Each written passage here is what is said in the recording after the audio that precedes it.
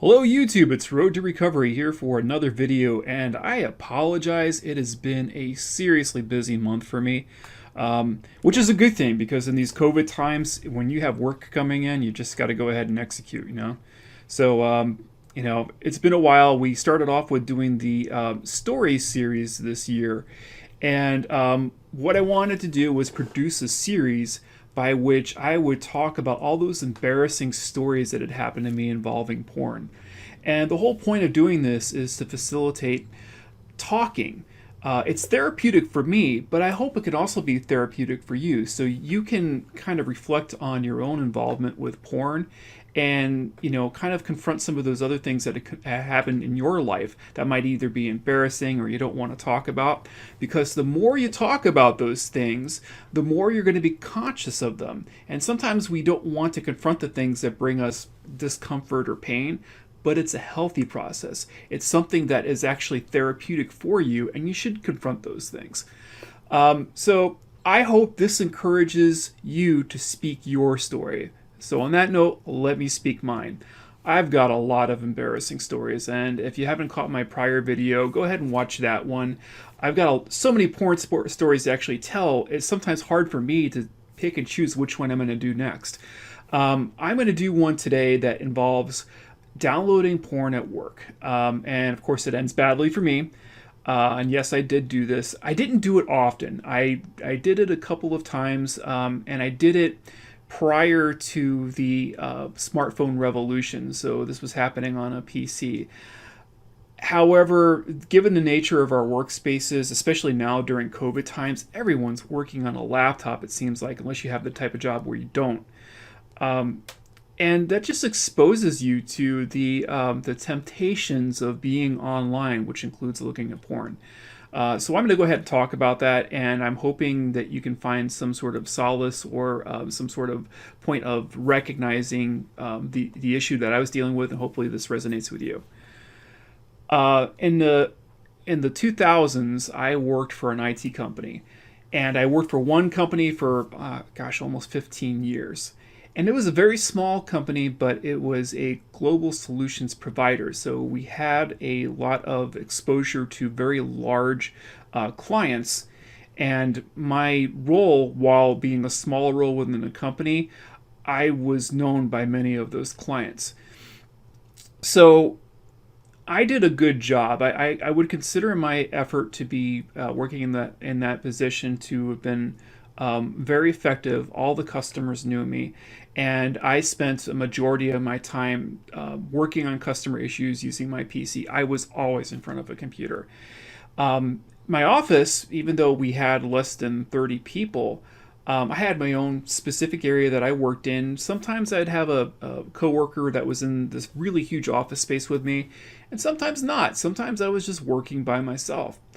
In those situations where I was working by myself, I tended to occasionally get onto the internet and like looking around for non-porn related things, but still I wasn't working, right? Like I would get out there and, look up things about finance or look up things about the news, or sometimes even go on forums and post my opinion on things that didn't matter.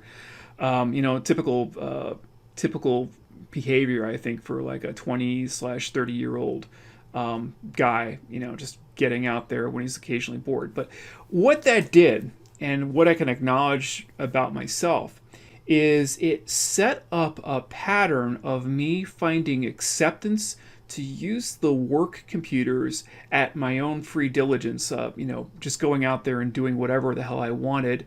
And I knew that I would never be caught, because at that time our company was not doing any sort of monitoring. As long as you got your job done, no one gave a shit about what was happening.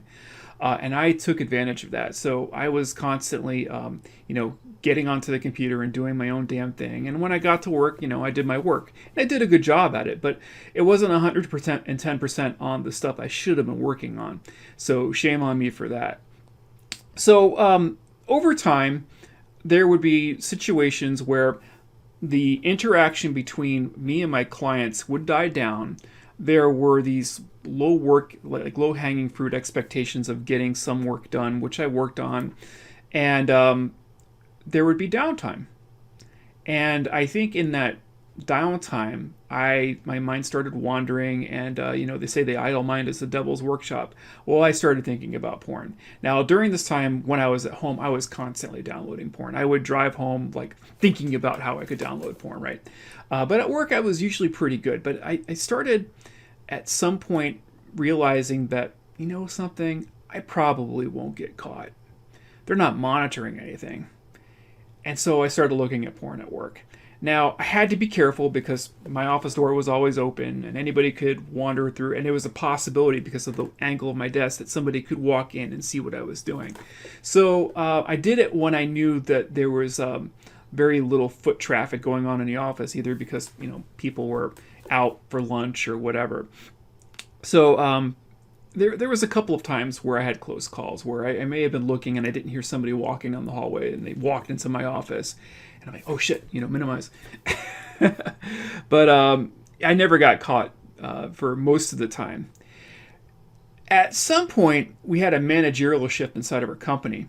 And the new manager was a former project manager. Actually, she was being brought into our company because she was a project manager. And she was fairly decent at what she did. She was used to another level of management.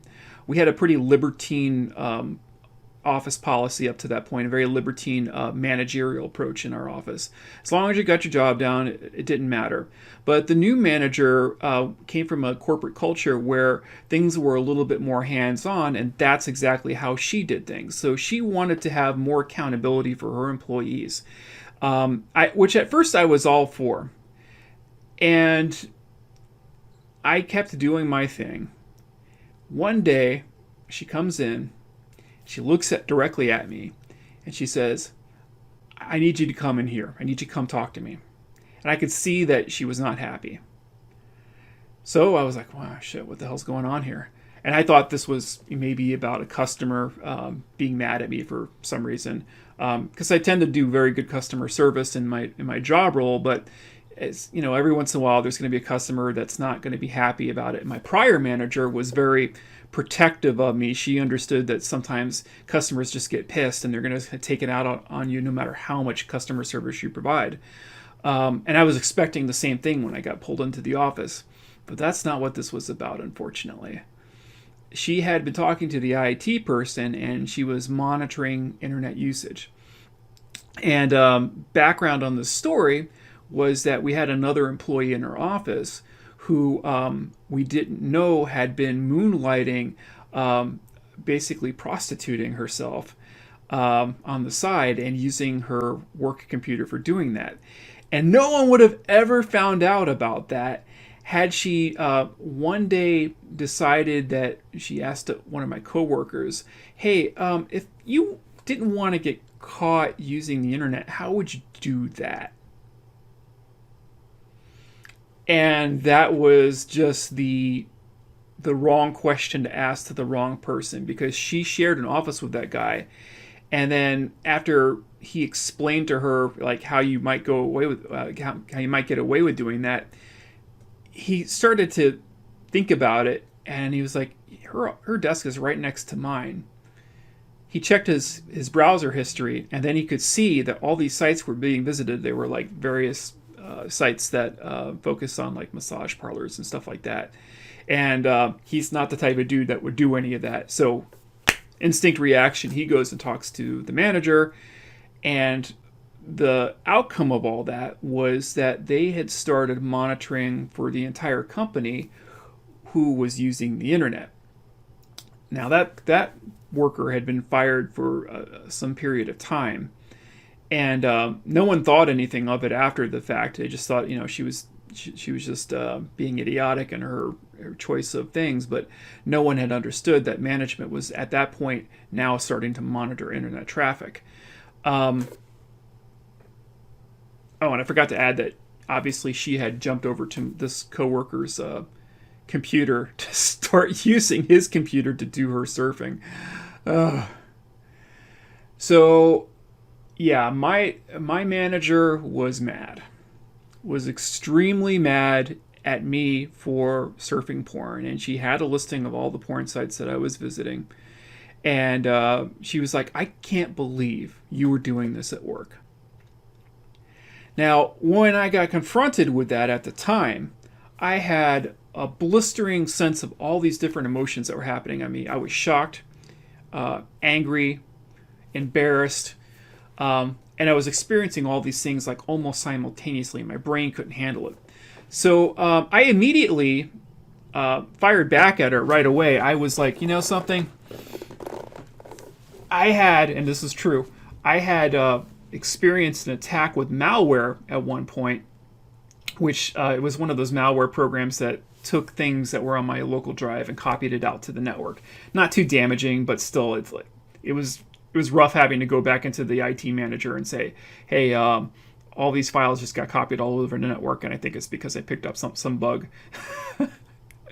And so I had that in my history before she had come on, and I told her, explained to her, it's like, listen, I don't think that was because I was typing www, whatever it was. I think that happened because I tripped up on some malware and clicked on something I shouldn't have done on a pop-up, and that's occasionally happened to me.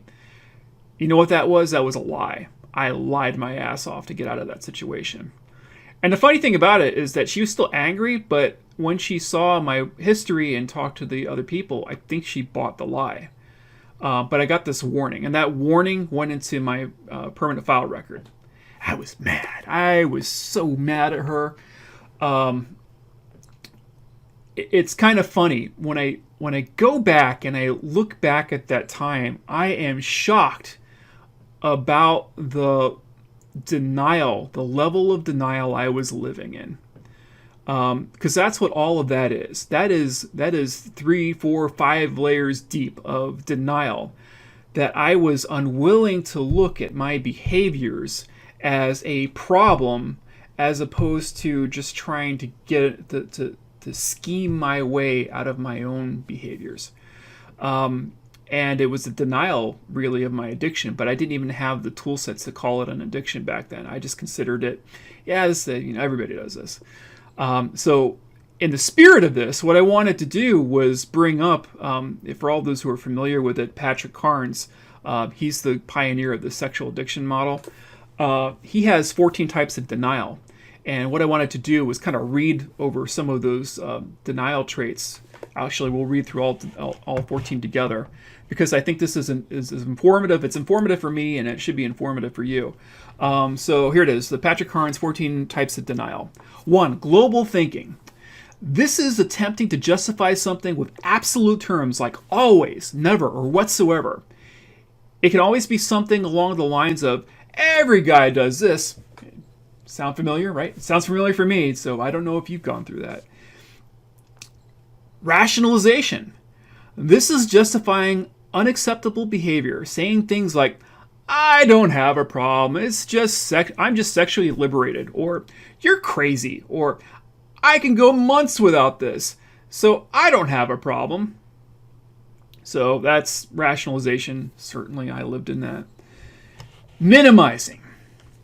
This is trying to make behavior or consequences seem smaller or less important than they are, saying things like, only a little, or once in a while, or it's not a big deal, or simply telling the story is better light than it really should be, in a better light than it really should be, which I did.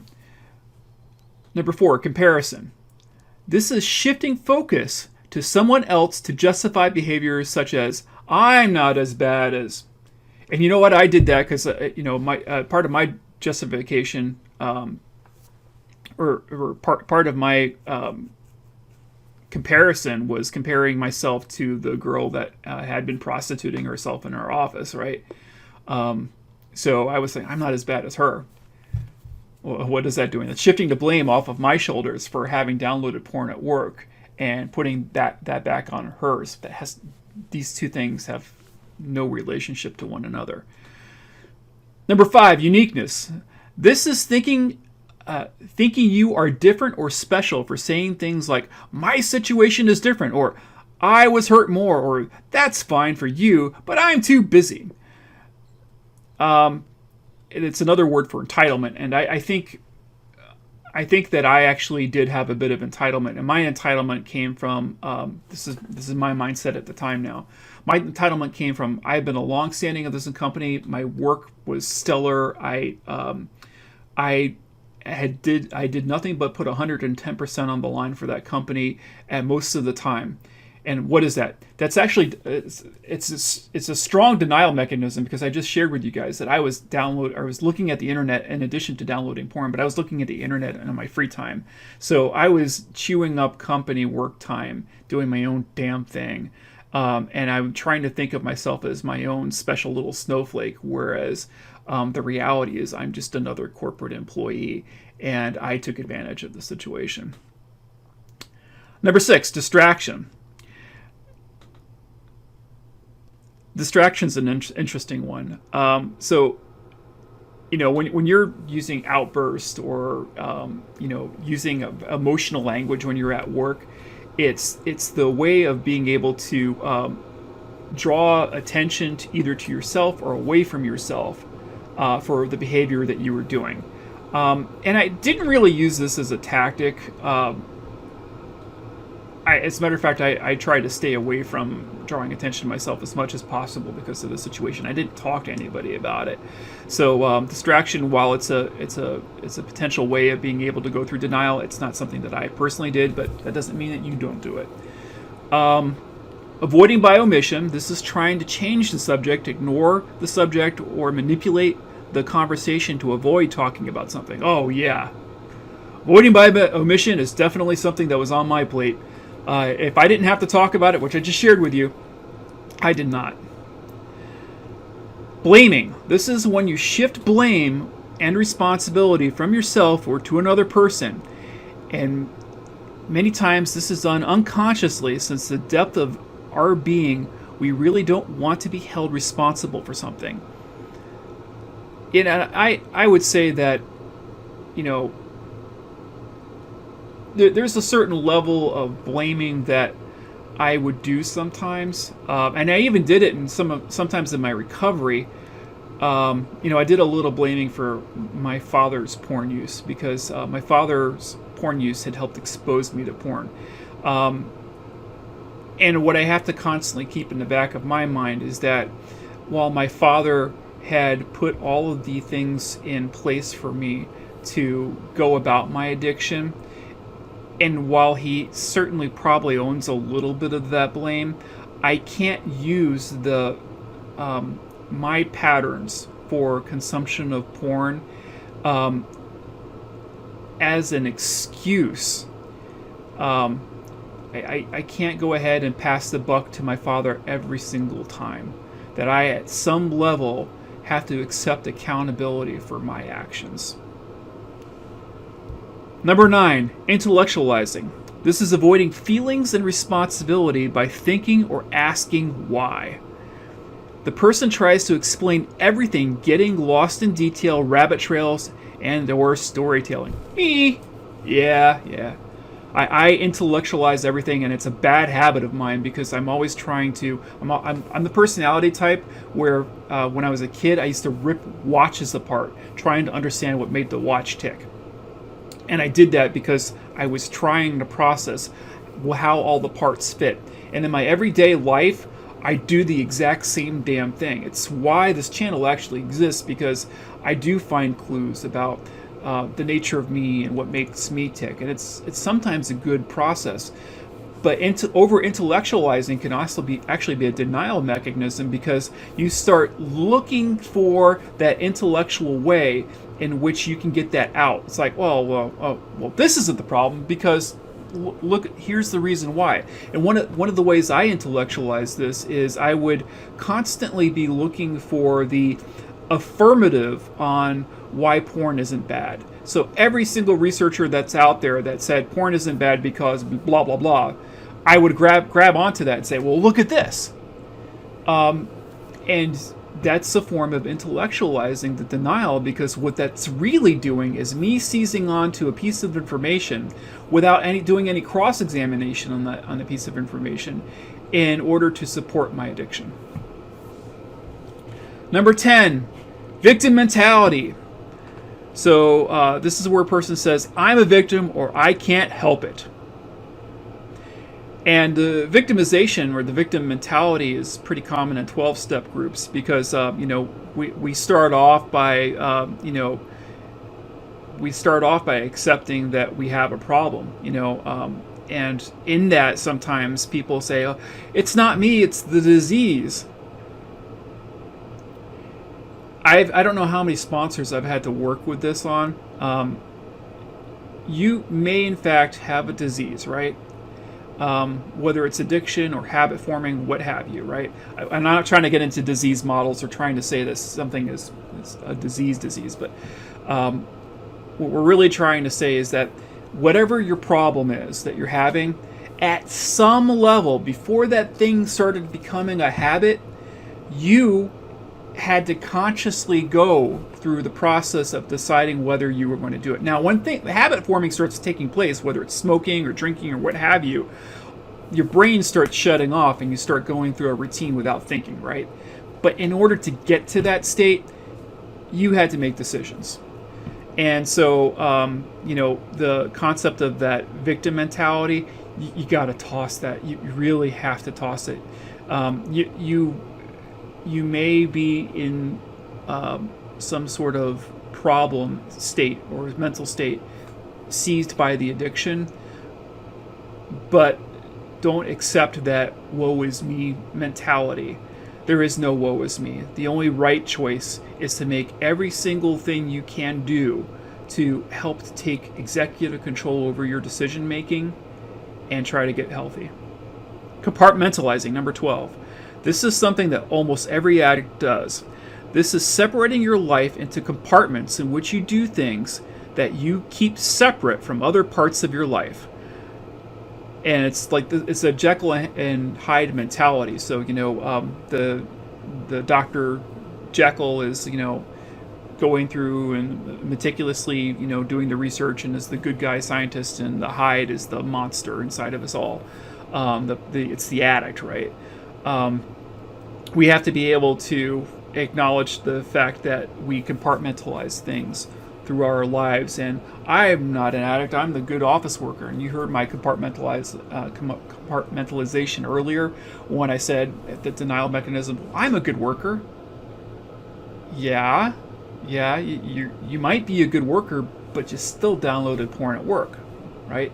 So I have to get out of that compartmentalization, because what it does is it shields me from acknowledging the addict that's there. Last two, crazy making. This occurs when we are confronted by others who do have a correct perception. We simply tell them that they are totally wrong. My manager, for example, she was totally correct in calling me out for my porn use at work, and I was indignant towards her actions. And the last one is seduction, which doesn't really apply for porn addicts, but some people will rely on their seduction techniques. And sometimes the seduction doesn't necessarily mean romantic intrigue. Sometimes that can just be fast talking, and that I do have. I can fast talk my way out of things. So that is a form of denial, and I have the capability of, like I did with my lie, of being able to fast talk my way out of something, come up with that lie real quick that's both tangible and plausible, and I'll do it in order to keep my addiction alive and real without even consciously processing it. So anyway, guys, I walked away from that with my boss scot-free. Something I'm always reflecting on is I wish the consequences would have been a lot more severe. I wish I had been fired that day. The reason why I say that is because my addiction got worse and worse until I eventually got arrested. And I think that could have been the real wake-up call, the wake-up call it should have been. But it wasn't, because I got away with it. I stopped downloading porn at work at that point. Unfortunately, I was still downloading porn at home. And that process kept on getting worse and worse and worse and worse, and I never really learned the real lesson. The lesson I took away from that is don't download porn at work. That's a pretty shitty lesson. The real lesson should have been don't download porn, period. Anyhow, this is Road to Recovery. I'm hoping you got a lot out of this, and I'm sorry if I was a little long-winded on this one. So thank you for listening. Subscribe if you haven't done already, and stay on that road to recovery.